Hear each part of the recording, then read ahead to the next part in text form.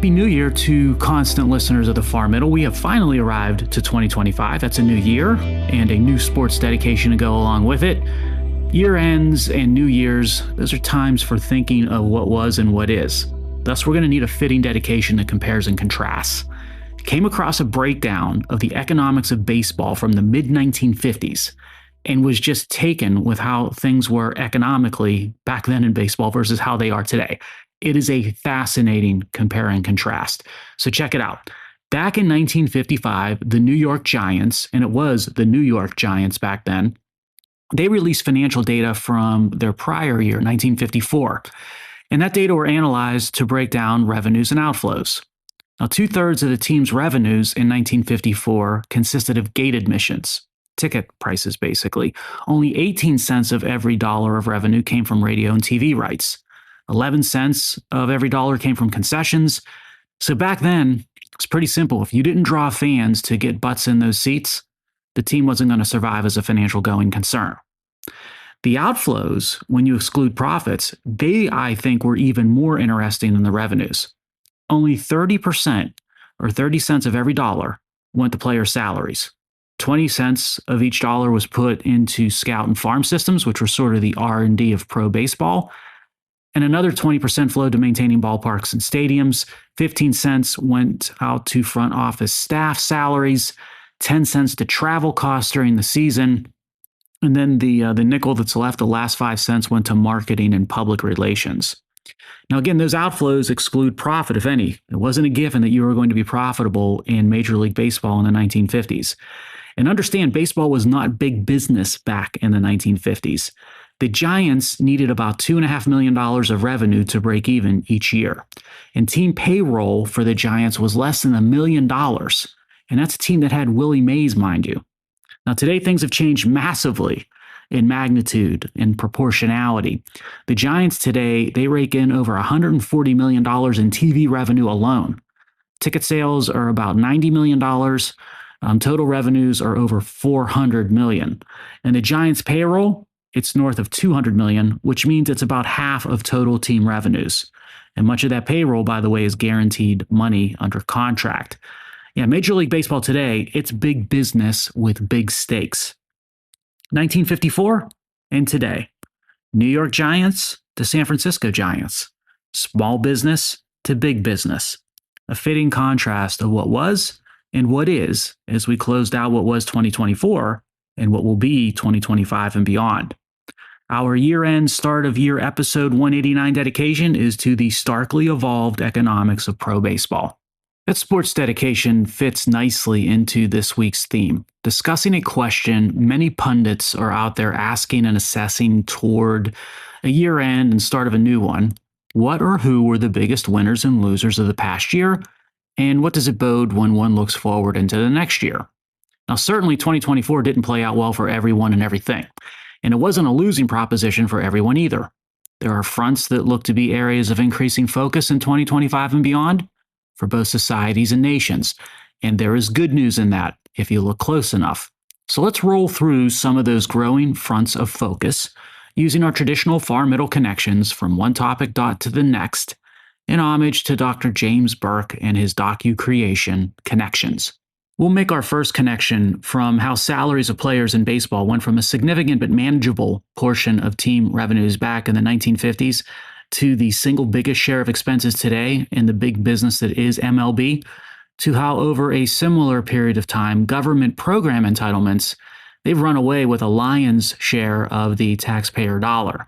And as wild as player salaries have grown as a piece of the MLB pie, federal entitlements, they are wilder when it comes to the piece of the tax revenue pie that they consume today. There was an excellent article written by Christopher DeMuth that summarized the situation and math of government entitlements. The article was How Entitlements Aid Our Future, From Balanced Budgets to Borrowed Benefits. Now, rational fiscal policy and budgetary norms for government, it's pretty straightforward. You fund government operations with taxes.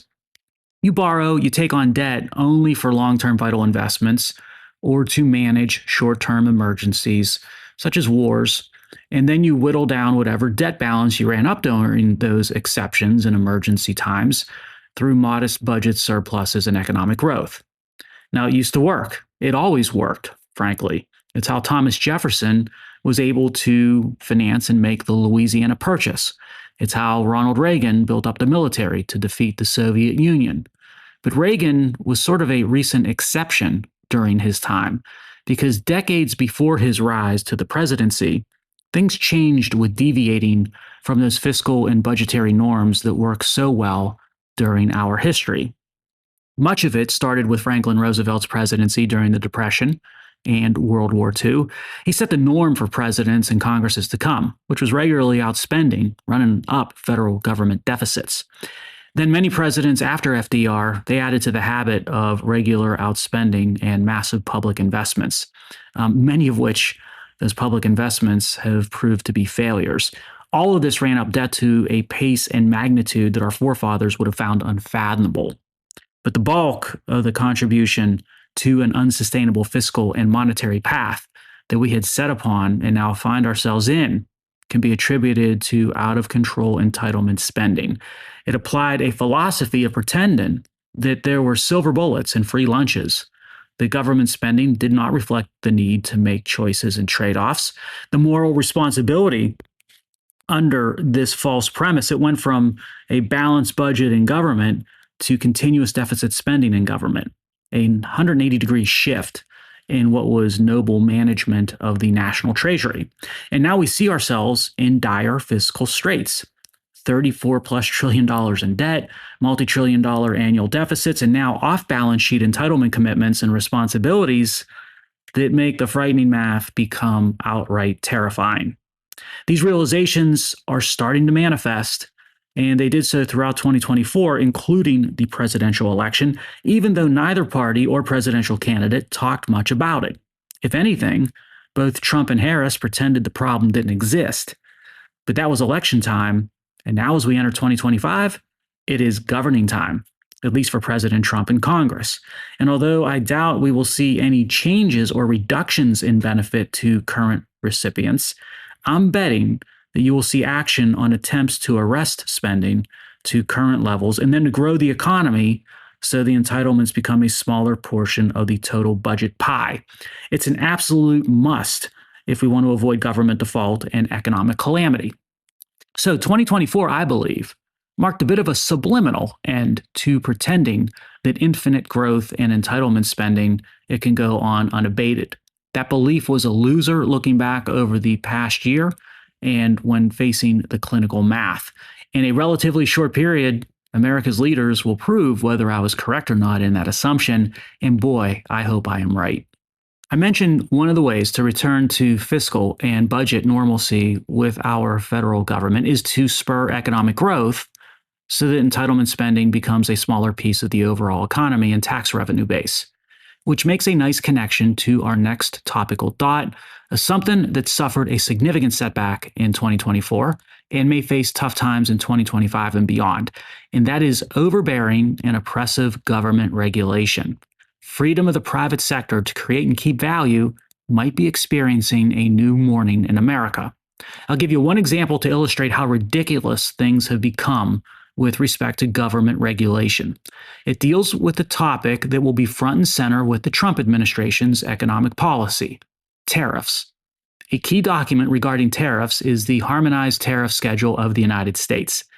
Now, that name, the Harmonized Tariff Schedule, it implies efficiency and simplification, but the reality is the opposite, because that harmonized schedule runs 4,392 pages long as of the summer of last year. War and Peace was only 1,200 pages, for goodness sake. The monster schedule is used by the International Trade Commission to apply classifications of imported goods into the United States as to what the tariff rate will be and what the overall statistics show.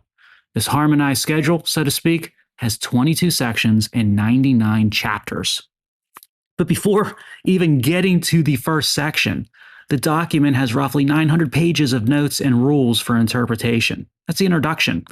These rules for interpretation exceed the ability of any general lawyer or business person to even begin to understand, let alone comply with. Now, once you get past that puzzle, you get to the actual tariffs, and they are just as complex and just as difficult to understand and navigate. And then there are scores of exceptions to the already complicated rules of interpretation and tariff calculation. It's complexity stacked upon complexity, stacked upon complexity. If the Trump administration looks to both create fair trade and simplify regulation, it may want to start with reimagining the harmonized tariff schedule. Because I'm betting that based on what I saw back in 2024, that in the coming year, complex government regulation is about to suffer some serious setbacks, which would be to the benefit of doers and value creators all across America's private sector. Runaway entitlement spending and government regulatory overreach and complexity, those weren't the only losers in 2024. That pair can create a connection to another arena that came out on the losing end last year, those looking to undermine and erode the Constitution.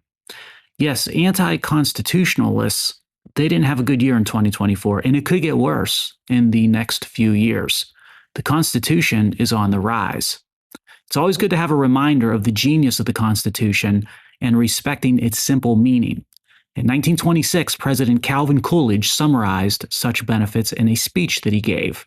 And here's a key paragraph from that speech by Silent Cal, who actually wasn't all that silent. He said, "It is often asserted that the world has made a great deal of progress since 1776, that we have had new thoughts and new experiences which have given us a great advance over the people of that day, and that we may therefore very well discard their conclusions for something more modern. But that reasoning cannot be applied to this great charter. If all men are created equal, that is final. If they are endowed with inalienable rights, that is final. If governments derive their just powers from the consent of the governed, that is final. No advance, no progress can be made beyond these propositions." Yeah, I've said it before, and I'll say it again, constant listeners. Calvin Coolidge was one of America's most underrated presidents in history. His summation that I just read perfectly describes why we need to remain true to the simple and plain text of the Constitution. It was a winner last year. Let's make it a winner in 2025. Let's jump from the U.S. Constitution and connect to how 2024 was not a good year for authoritarian regimes to attack individual rights of oppressed citizens. And we could pick from many choices here, but how about Venezuela? And unfortunately, the dictator there, Nicolas Maduro, enjoyed the United States bending over backward to appease him and his totalitarian regime throughout the Biden administration's tenure, primarily because with the adoption and imposition of climate policies across Europe and the United States, those economies still required fossil fuels once they shuttered their domestic sources of energy, so they needed to rely on places like Venezuela to flow its oil. It's ironic to say the least, and maddening. But things changed for the better when it came to Venezuela in 2024. It started with its presidential election in July. Before the election, Maduro suppressed the opposition and barred several candidates from running. Unfortunately, that sounds familiar to what certain areas of our government was attempting to do in the run-up to the 2024 U.S. presidential election. Anyway, a former diplomat was successful in getting on the ballot to run for president of Venezuela, and he represented the opposition to Maduro that was unified when Maduro kept other opposition candidates off the ballot. The candidate's name was Edmundo Gonzalez.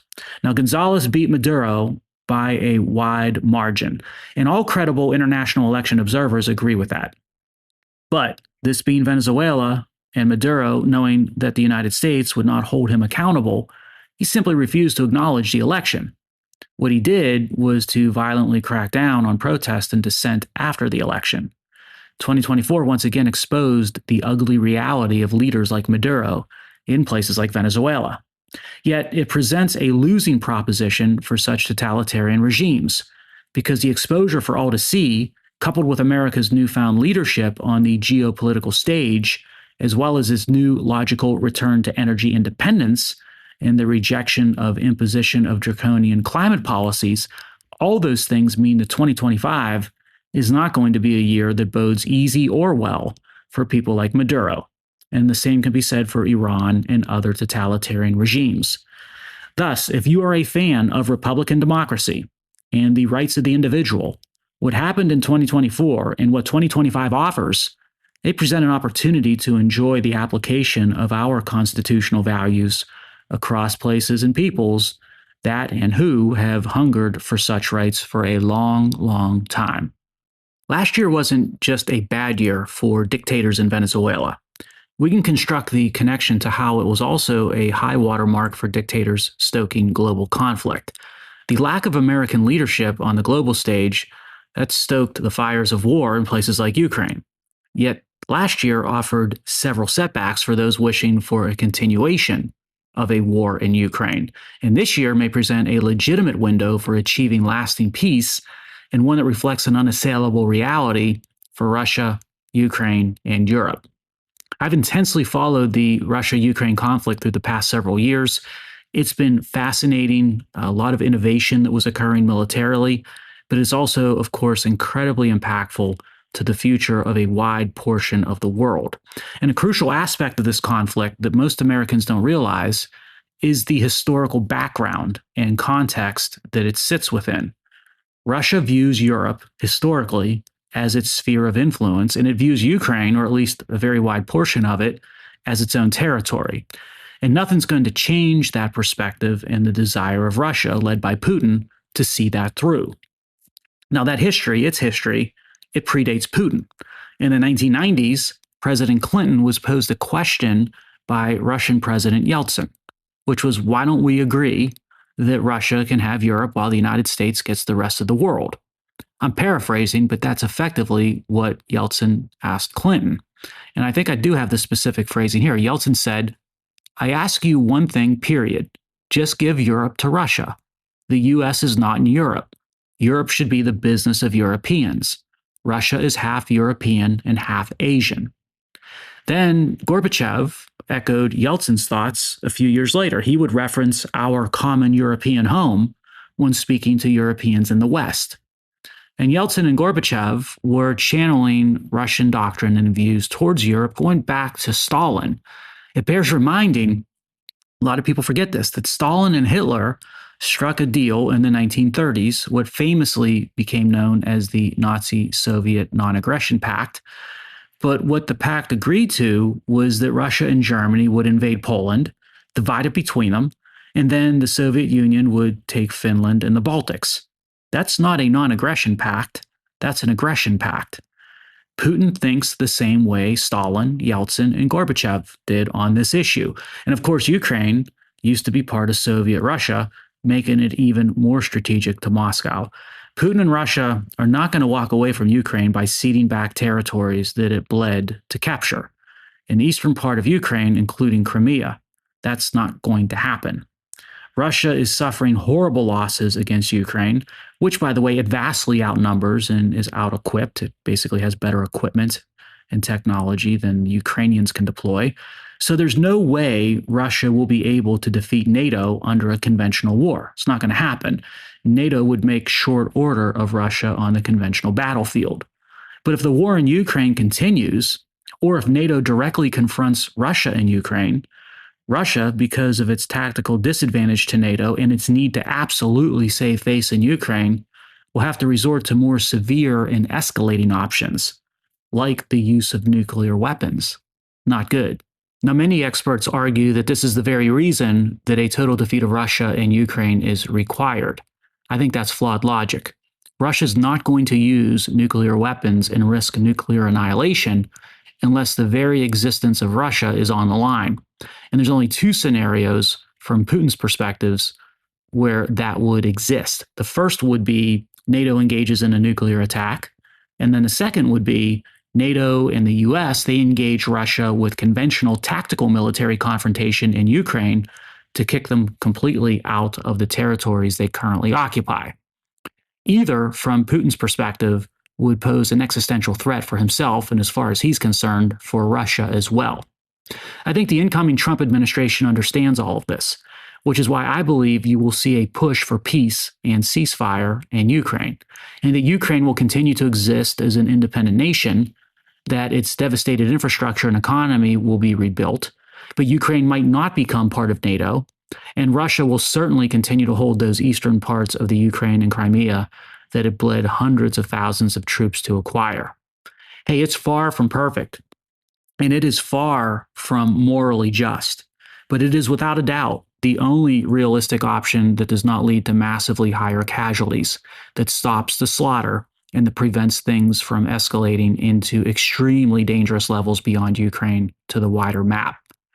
This year should be for peace in the Ukraine because the prior year saw developments that presented setbacks for the senseless and never ending war in Ukraine.